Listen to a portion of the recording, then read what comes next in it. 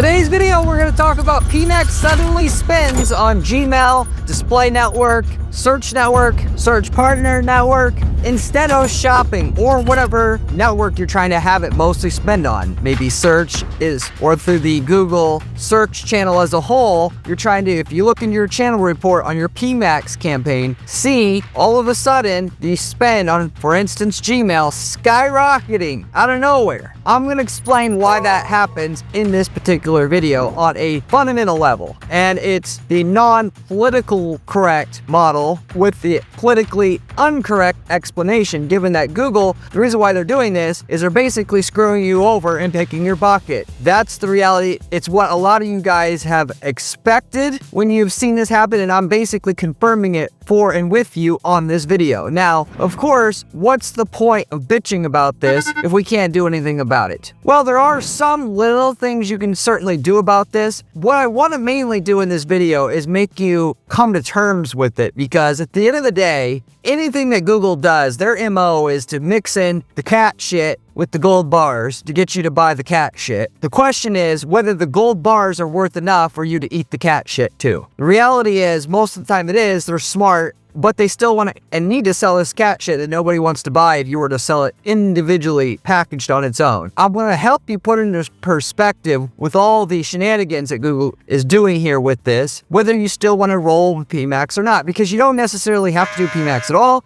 You can do a different style of PMAX, what we normally do at our agency, which is called a beat-only type setup. You also can do different configurations with PMAX itself to minimize the shenanigans that's going on with your PMAX spend. But I'm going to lay all the options out for you to decide what you basically want to do, and based upon what I normally think is the best to do, what I do at our own firm with the dozens of clients that we have. So I'll go over all those details in this video. Before I do, though, I want to go over some basic tenets of what Google's philosophy is as to explain why they're doing this, how they're doing it. Once you understand their motivations and how they actually operate fundamentally, then you'll understand what's going on. Similar to how, follow the money on everything, you basically can figure out what's going on. People never, though, ask themselves why things happen, and as a result of that, they're reactionary instead of understanding how to roll with the punches. When you're trying to do marketing and advertising online, you got to more so roll with the punches. It's just like you're trying to treat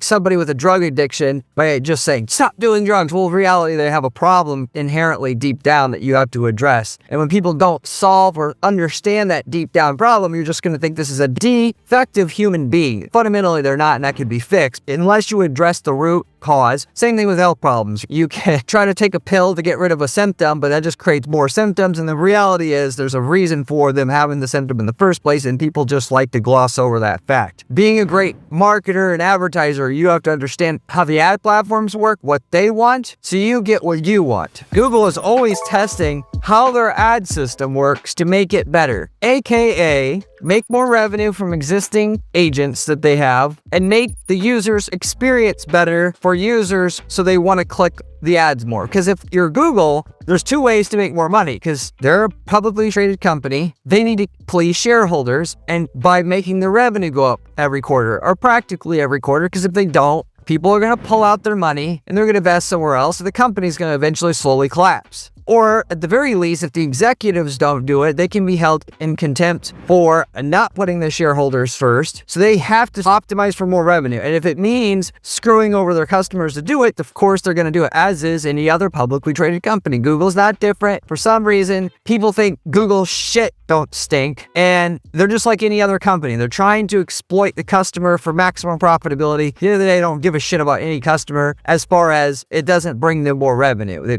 You got shrinkflation, you got people. Every other company does it. Pull your head out of your ass. Don't think Google's any different here. So, for that matter, how do you get more out of the existing inventory you got, given that, generally speaking, inventory that is places where you could run ads online isn't really increasing anymore? So Google's only game is, how do we get more out of the inventory that's there? The main way that they do this, or have been doing this the last few years, is obfuscating the value of the inventory. So like I was saying before, they'll take something that's valuable and they'll say, in order to get this crack that you so desperately want and need, you need to buy this cat shirt at the same time. and you ain't getting the crack anymore now that you're addicted to it unless you buy the cat turd. But it goes further than that. They are going to take this cat turd and say it's the crack when really it's, or if you, a better analogy might be, here's the crack, but they're going to mix in a bunch of baking soda cut into there to get your crack in order to sell the baking soda, which is basically valueless, to get you to buy it. So they just obfuscate the truth, if you will. They're going to take undersold or unsold ad inventory to try to sell it to you to raise their revenue, primarily by trying to sell you what you always wanted that you knew kind of was valuable. Everybody knows search ads is valuable in their niche market. They overly rely on it because they don't have to think. They know when somebody searches for pottery wheel for sale and they sell pottery wheels, that's a good value for their money, assuming it's priced appropriately or whatever.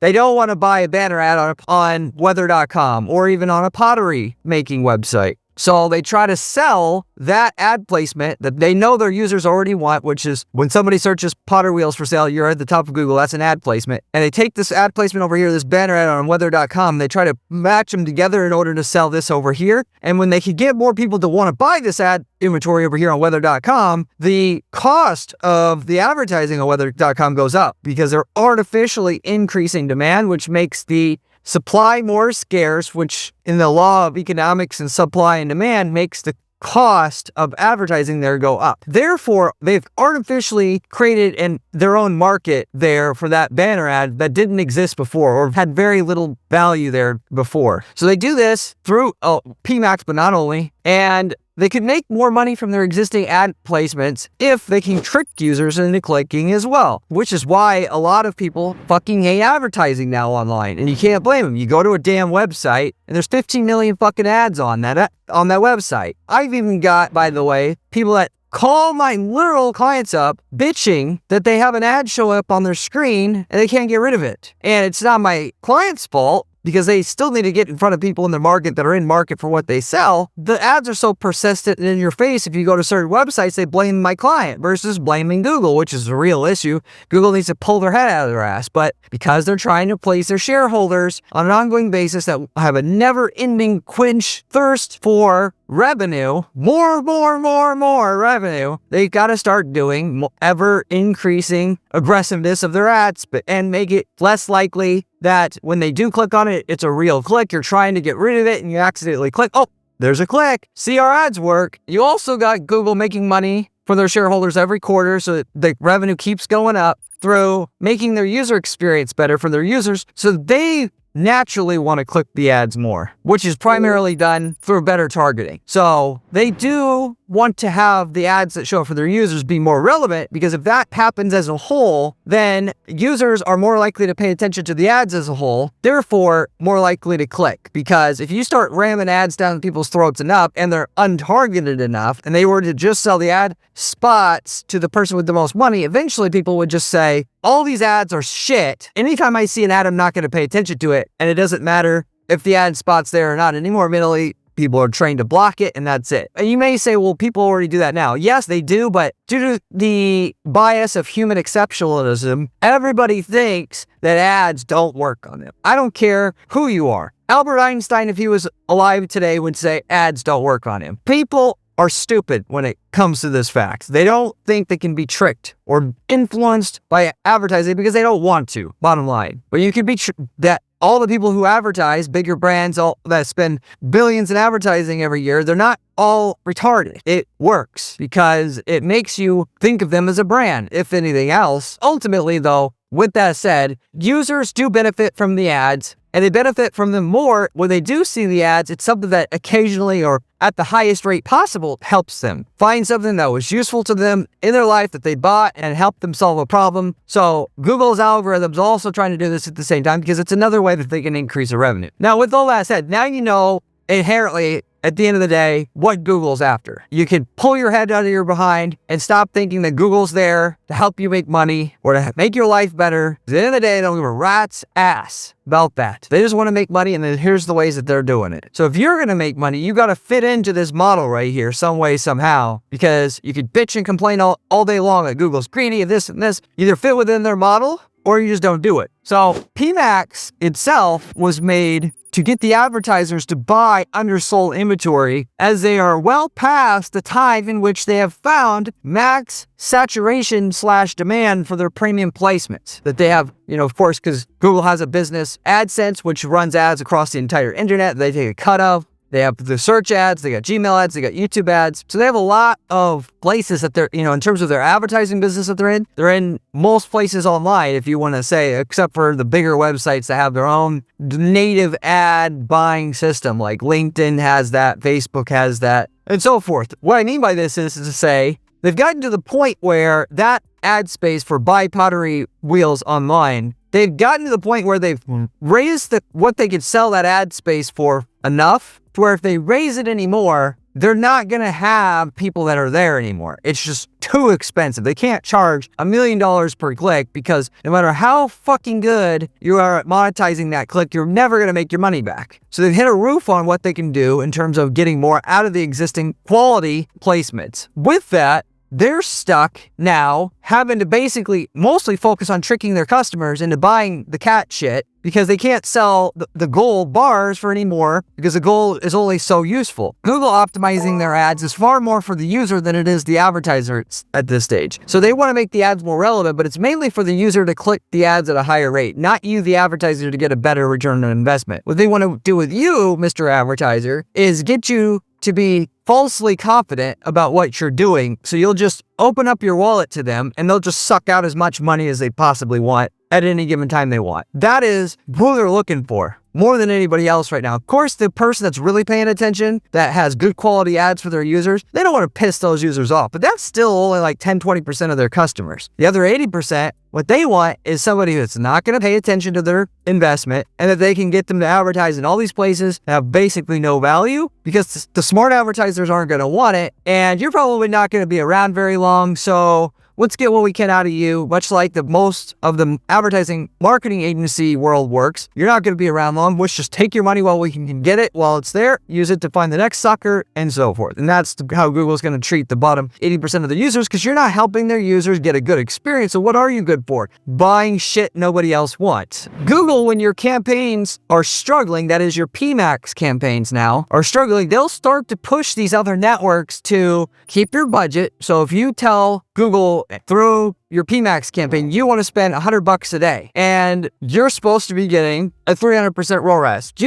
Because maybe the market, maybe a snowstorm came through, consumer behavior has changed somewhat recently, and they can't get you a 300% ROAS at $100 a day and spend it anymore. So what do? They're not going to just give you your money back, essentially, or by not spending it or not taking it. They're going to, instead of doing that, they're going to still take your money, but they're going to spend it inefficiently. But here's the thing. You may think, well, if that's the case, Corey, why don't they just start spending my money on more shopping placements? Because those are the best productive part of PMAX that is working for me now and in the past. Why don't they just do that? Yes, they won't give me a 300% ROAS from those placements anymore, but they'll give me a 260. Going back to the fundamental rules, the reason why I went through that whole rant in the beginning was to prepare you for this moment in the video, which is they also have this motivation to get people to like the ads, not just sell the ad space to the person that has the most money, Scrooge McDuck, in your market. So with that said, if something's not converting, that's the same thing as saying the user doesn't want what you're selling. Anytime somebody doesn't want what you're selling and they show an ad, they're basically degrading the user experience for that user itself on Google. If you notice, ads don't always show up on Google for what you're searching for. They only show ads sometimes when they think you'll be helped by that ad. So that and as a whole, when ads do show up, you'll pay attention to them more and Google will make more money than as a result of this, even though there's less ads overall, because when the ads do show up, you'll click through at a higher rate and they make more money that way than just blanketing everything with as much ads as much as they can all the time, at least on the Google search network where all the action is, if you will. Going back to the original point here, nobody wants your pottery wheels right now because snowstorm hit and people don't buy during snowstorms. So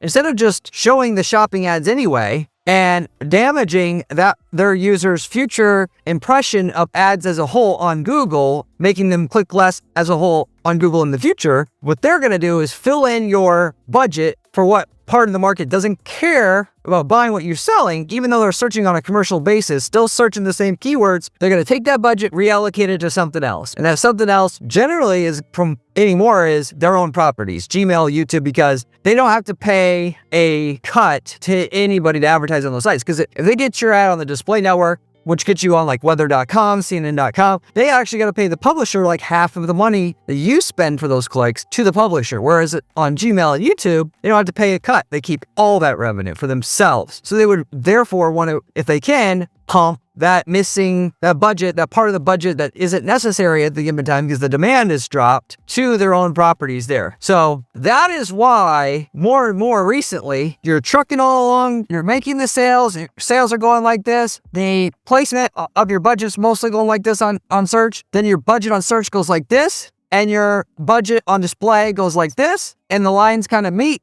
and your sales also go down with it, because there's no demand, and because where they're placing your ads, there's also no demand there. They still got you to spend the same amount, but your now sales are less. They did not piss off their users by spending the same amount of money you normally spend anyway. And effectively, nobody wins but Google in that situation, generally speaking, because we'll just say Google cares less about pissing off their users while using Gmail than they do Google search. Google search is their golden goose. 90% of their revenue comes from Google search still. So they're more apt to piss off Gmail users with more ads there they may not want than on Google search. So what happens when you do this, or this happens, is you mainly just have to write it out, knowing that the fundamental issue here is there's no demand for what you're selling right now for whatever reason. There could be something going on in the news. We've just entered a new war, a snowstorm hit. This week it was too hot outside, so their behaviors changed because of this. Weather and political events / news events change things a lot more than you think they do, causing these issues. Because if it's a seasonal issue, usually if you have a seasonal business, the demand will come down slowly, kind of hit a bottom, and then slowly come back up.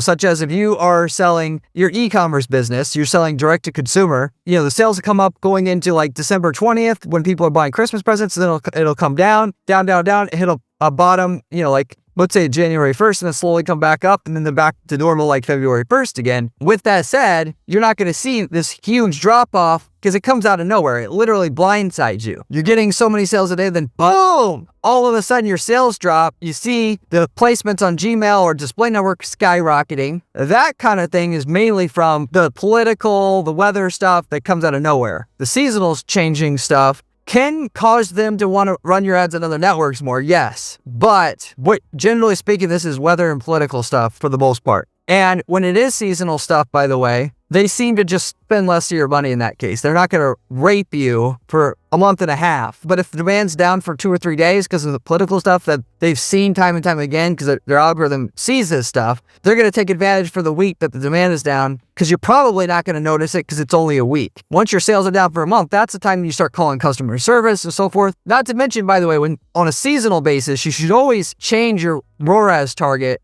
based upon the time of the year that it is. So during times of the year where sales are easy to get, you want the ROAS target to be higher because you're going to be pushing the system to keep being efficient. Otherwise, it's going to try to inject the shitty traffic in your clickstream because they can get away with it. Why not? I've talked about this in other videos. They do this as well. And during low season, you want to actually set the target ROAS lower, because if you don't, then your impressions are going to crash and you're not going to have any kind of decent volume at all, because it's harder to monetize a click that particular time of the year itself. Now, you always want your target ROAS again to be slightly higher than whatever ROAS that you're getting, so that the algorithm's constantly chasing. You just want it to be lower when clicks are harder to monetize and higher when clicks are easier to monetize. Just as a small side tip of what's going on and how you should handle running your PMAX if you're going to run it. Now, as I mentioned before, in terms of options, your best bet with PMAX is to run a feed-only setup. The problem with this, that is just running a product feed, and that's it. Problem with this is if you do this with the campaign where you have the headlines and the descriptions and all this, and you try to change it, it will F up bad your performance of your campaign for months, to the point where your only option is to start a new PMAX up with the feed only setup, slowly ramp the budget up on that as it gets traction, and then replace the original campaign that's not feed only with that. That's basically your only option. Take my word for that. You don't want to just turn a non-feed-only campaign into a feed-only setup, you'll be sorry it happened,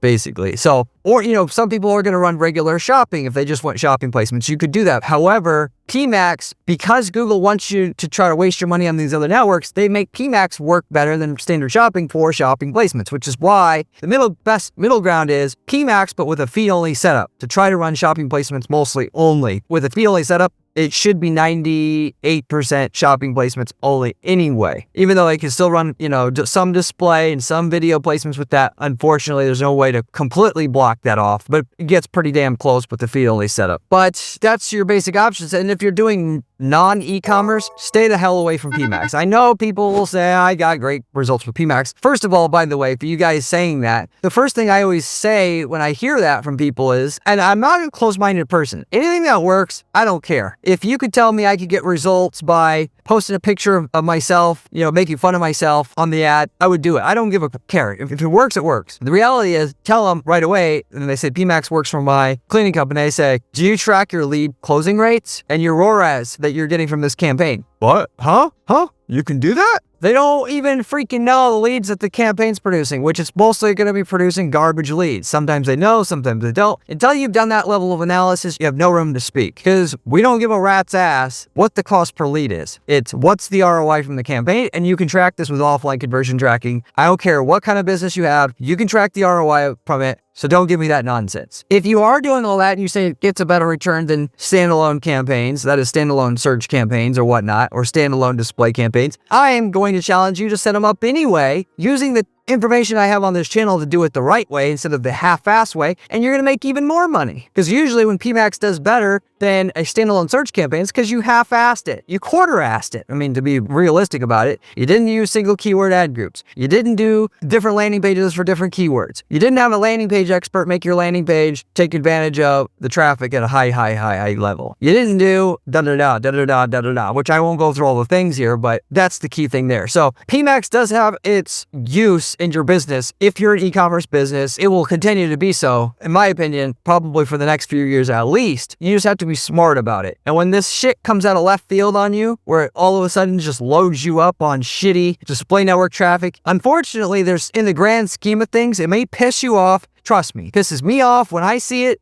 pisses off our clients when they see it. But you're smart and you're not an emotional little girl, you're going to be pragmatic about what you're doing, and you're going to take your lumps and you're going to say, it's not worth making a big deal out of it because normally this makes me $1 million fucking a year in profit. And even though they're going to take a big wet bite out of my ass this week and take 50 grand of that profit out, I'm not going to touch it because just by touching it, I risk sending it back into learning mode, which will exacerbate the situation. / if I shut off this thing and go with another campaign type, it's still not going to work as good either because it doesn't have the added machine learning functions that it has that a standard shopping doesn't have or whatnot. So you gotta be pragmatic and practical with what you're doing, particularly with online marketing and particularly with Google, because they're going to mix in the shit with the good stuff, and you gotta be able to not emotionally judge things on an overall basis and not be reactive, because the people that never make money, they're trying this, they're trying that. Let's try this, let's try this, let's try this. And they end up never getting anywhere because the real money's made in doing stuff long-term, optimizing it long-term, and not making knee-jerk reaction movements anytime your sales are down for a couple days. Or the traffic on Gmail suddenly goes up for 3 days and the cost per click dove because you're now on Gmail versus Google search. So just keep this in mind. I've been doing it for 20 years. I've had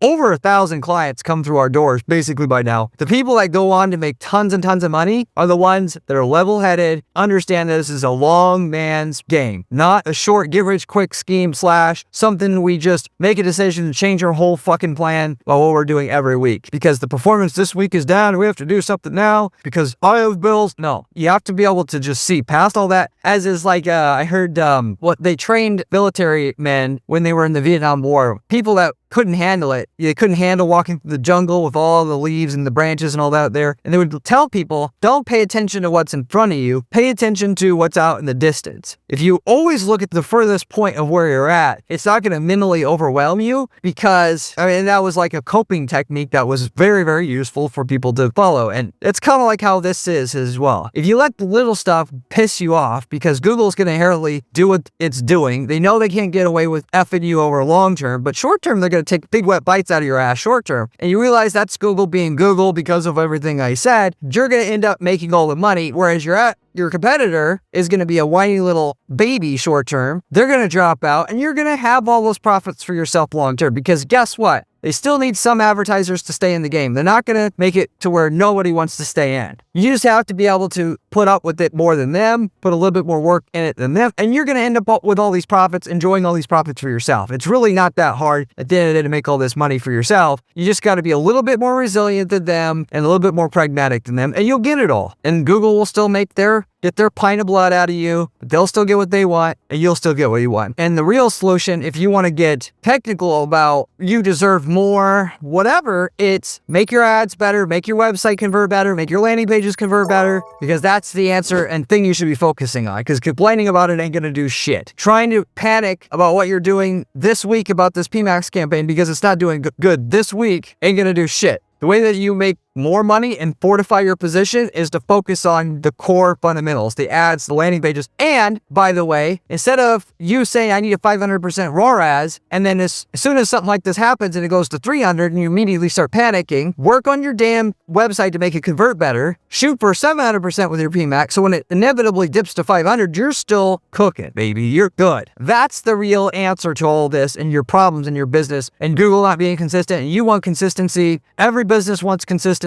Customers and the market isn't ever consistent. As if you owned a brick and mortar store, you couldn't expect exactly 35 fucking customers to come in a day, because you need consistency and your bills are consistent and you need money consistently, because that's not how people in the real world operate. You're dealing with real world constraints in your business as well as with the marketing. So you have to roll with the punches. Best way, again, to fix your situation so you're not in constant crisis mode, to make your stuff fundamentally better, because Google will then see you as a quality advertiser. You're going to be in that top 10-20% they want to keep around and you roll out the red carpet for. Low cost per click, more clicks, better quality clicks, and so forth. I've got all the information you need to do that on this channel for free, so you can't complain that it's not there. And it's based upon 20 years of experience doing this, literally. So subscribe. Also, I've got a great blog on my site at guaranteedppc.com/blog. If you haven't checked that out as well, you should check that out as well. I've got a Discord where you can ask me questions. If you have in-depth questions you'd like to ask, you can also ask me a question in the comment section. I always get back to people that leave me comments in the comment section generally. You can also reach out to me though, of course, through my site at guaranteedppc.com, where I offer private coaching and consulting, done for you management of ads, where we do not charge a management fee until our clients get a certain minimum lift of their profitability from their ads up front, or in general on a new campaign startup, as well as ad templates. We have hundreds of ad templates. As I mentioned, we work with many clients over the years, of which, if we've worked in your market already, you should just buy the template that works for your market, the ads, the landing pages, or if you're looking to start up a business or struggling, want to get into something else, pick a template out of our list and just run with it. It's like having a business in a box, practically speaking. You'd be silly to just, I don't know if this will work, let's try it, when I've got turnkey business templates to use. So with that said though, that hopefully that puts into perspective this really annoying trait/feature that Google has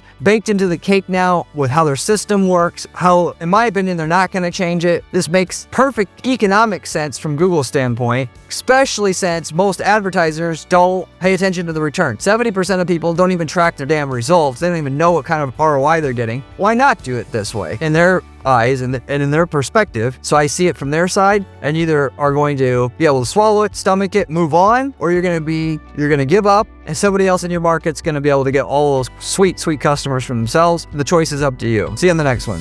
If you want to see another video, click here. It is one of my best ones.